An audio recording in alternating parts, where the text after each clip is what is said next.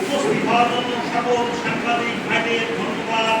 এবং আপনারা সবাই কম বেশি আমাকে চেনেন, তারপর প্রিয় সাংবাদিক ভাইরা, আজ আমি অনেক কষ্টে 2022 সালে 27শে সেপ্টেম্বর তারিখে কালীগঞ্জ পৌর শহরের এরপর আমার ক্রয়কৃত জমির নামজারি ক্রয়ের পর শহীদুল আবেদন করেন, চাচা আপনি যেহেতু 5 মাসের বাড়ি ক্রয় করাকালীন জমি বিক্রেতা ওই বাড়ি ছেড়ে লক্ষ্মীপুর এবং শহীদুলের নিকট থেকে বাড়িতে পারিনি যে জমি ক্রয়ের পর আমি এত বিপদে পড়ব।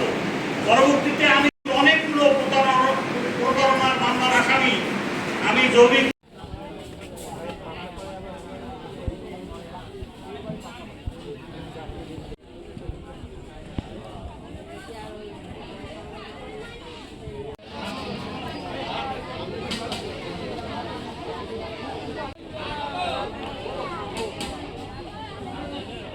নাম দিয়ে শুরু করেন। আবার বলেন বলা তো সকল কবিরাজ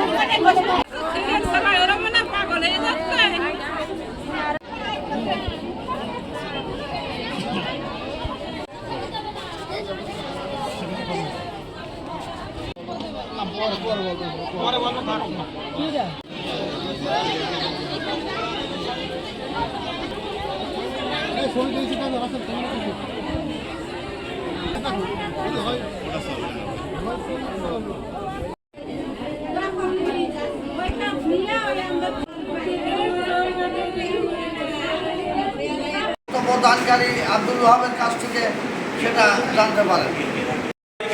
আমাদের গ্রামের 10-12 জন 8 জন লোক